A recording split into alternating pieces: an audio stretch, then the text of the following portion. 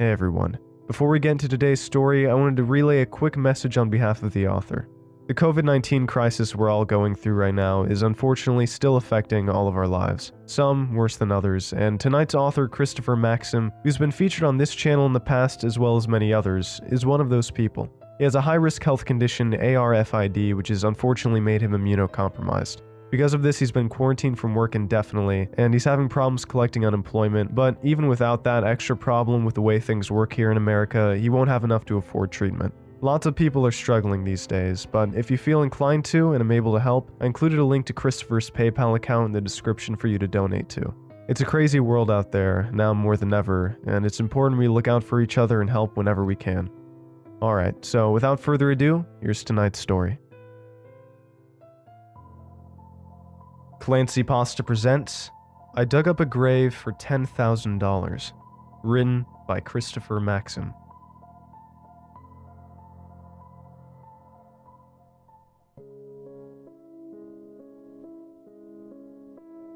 I graduated from high school a few years back. I still live with my parents, but I'm using this time to my advantage. They're kind enough not to charge rent, and that allows me the ability to save up almost every penny I make. The hope is that I can one day start up a small but legitimate business and move into my own apartment. You know, the American dream. You see, much to my parents' dismay, I don't have a steady job. I prefer to take a DIY approach and be my own boss. I buy and resell things online and take up odd jobs here and there to supplement my income. With the help of social media and Craigslist, I'm able to regularly mow lawns in spring and summer, rake leaves in autumn, and shovel driveways in winter. Eventually, I'll have enough to buy a decent car and reach clients outside of town, and maybe even hire a few lackeys. What I'm here to share with you, however, is an incident that occurred almost 2 years ago, one that keeps me on edge to this day. In my first year of business, I introduced a flower delivery service. Depending on the season, I'd either pick flowers from around town or buy them from the local florist, then deliver them to a person of my client's choosing. Though it wasn't my most popular service, it did bring in some good money. You'd be surprised at how much folks are willing to pay to woo a loved one with plants. In all the time that I biked flowers back and forth from person to person, I only ever picked up one regular. His name was Red, and he was absolutely infatuated with his girlfriend Clara. Once a month, I would deliver a dozen roses to the hotel where she worked. No matter how many times I went over there with the same bouquet, she always acted surprised and delighted to no end.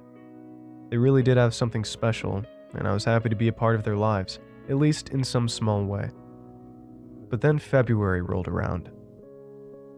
Albeit my least popular odd job, I do gain a little traction during the Valentine's season.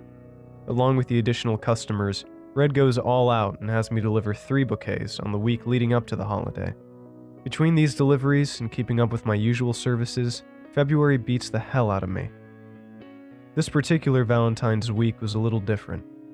It was getting close to the big day, and I hadn't received a single order from Red. I usually don't get attached to my clients, but I was quite fond of Red and Clara. Because of this, I decided to reach out to him. I tried calling him. No dice. Nothing but dial tones and voicemail. I thought about riding over to the hotel to ask Clara about it, but that would cut into the rest of the work I had lined up for the day. With no viable options available to me, I simply went about my day and kept a positive mindset. Something felt off, but I was sure it was nothing to worry about. The next day, Red called back. He was fine, but there was something he wanted to discuss with me. Of all the phone conversations I've ever had, this one tops the list for most bizarre. Red hadn't ordered any flowers because he was getting ready to pop the question to Clara. He wanted the lack of gifts that week to leave her confused and then catch her completely off guard on V-Day by asking for her hand in marriage. I was happy for them, but that's when the conversation took an unexpected turn. Red didn't have a ring.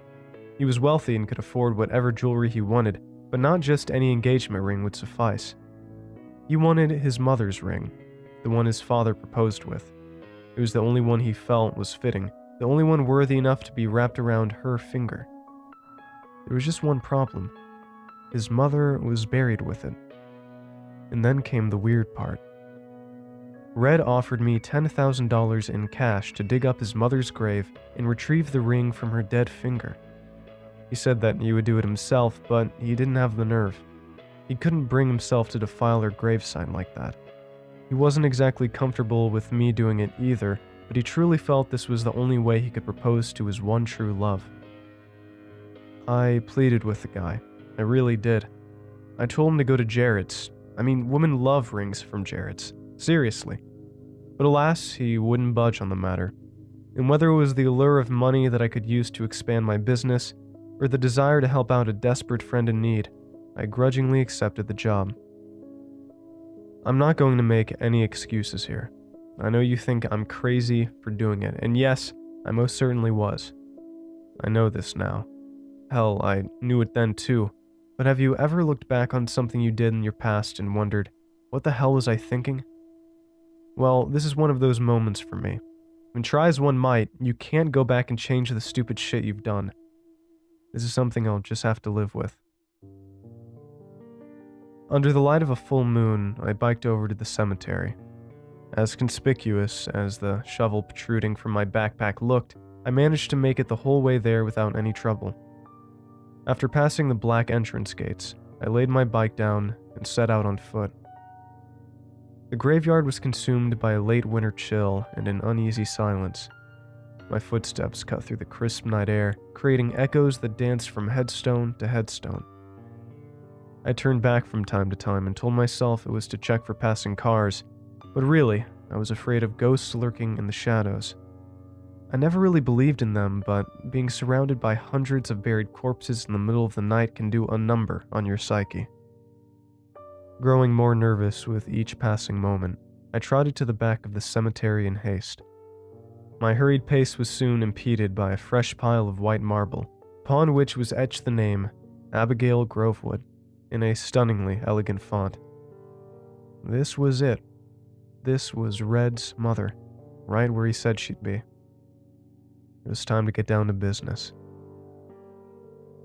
In the hopes of saving at least a little bit of face, I will say that in this moment, what I was doing did feel deeply wrong on a moral level. I was about to vandalize and rob the grave of a deceased stranger. She didn't deserve this, and I very well knew it. How would I live with myself, knowing that I disturbed her peaceful slumber? That question had a simple answer. With $10,000 in my pocket, that's how. I had come too far to turn back, and I foolishly felt that this was the best way to further my financial endeavors. May God have mercy on my soul. The whole process only took about 6.5 hours, a little less time than I expected. I suppose shoveling driveways every year prepared me for this pivotal yet strange moment in my life. After all was said and done, I looked at the coffin below and panted profusely. Despite being utterly exhausted, I had no time to waste. Daylight was on its way, and I had to get the hell out of Dodge before it shrouded the land of the dead. With how narrow the hole was, there was no way I could open up the coffin by conventional means. Adding insult to injury for poor Abigail, I had to use my shovel to break through the confines of her deathbed. Eventually, I desecrated the entire cover, allowing me ample room to retrieve the ring, no matter which hand it was on. Victory was within reach. Before taking my prize, I looked at the woman I was about to steal from. The side of her corpse was a grotesque one. She'd only been buried for about a year, so her flesh had not fully decayed yet. It sat on her skin like batter on an undercooked drumstick. To top it off, maggots crawled around every inch of her surface. It was sickening. Just as I was about to reach past the flesh-eating bugs and grab Abigail's hand, something crazy happened. It was dark, that's for sure, but I swear I saw her begin to sit up in her grave. The movement was subtle, but it was enough for me to take notice. I was startled, but it took a few seconds for the gravity of the situation to sink in. When it did, I became so spooked that I hightailed it out of there without a second thought. And that is the gist of my late-night adventure. Pretty lame, right? I went through all of that grief just to chicken out at the last minute. Pathetic, I know, but you weren't there to experience it. As I climbed out of the hole, I thought I felt something brush against my ankle. Perhaps Abigail's brittle hands attempting to pull me to my death. As I ran to my bike, I pictured her crawling up from her earthly tomb and chasing me down the road until I was inevitably captured. This was the single most frightening night of my life. I was scared shitless and didn't give a flying fuck about Red or the $10,000. I just wanted to get the hell out of there. Of course, upon arriving home, logic set in, and I realized the error of my ways. It was entirely possible that Abigail was as still as stone, and I only thought I saw her move. What I felt against my ankle was more than likely maggots crawling on my pant leg. I'd let the eerie atmosphere of the cemetery get the better of me. It was now out 10 grand and a good friend. Just my goddamn luck. I almost went back, but the sun was beginning to rise. I couldn't risk being spotted and going to jail, though that was a likely outcome regardless. Instead, I wallowed in self-pity and ignored Red's calls for a couple of days. Soon enough, my failed grave robbery was all over the news. But here's the thing.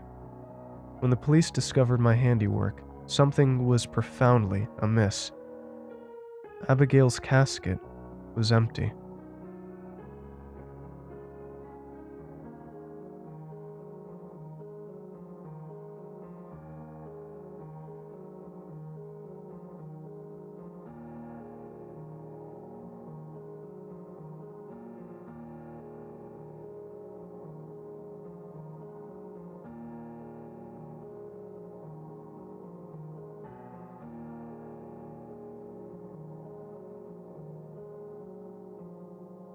Thanks for watching, and I hope you enjoyed today's video.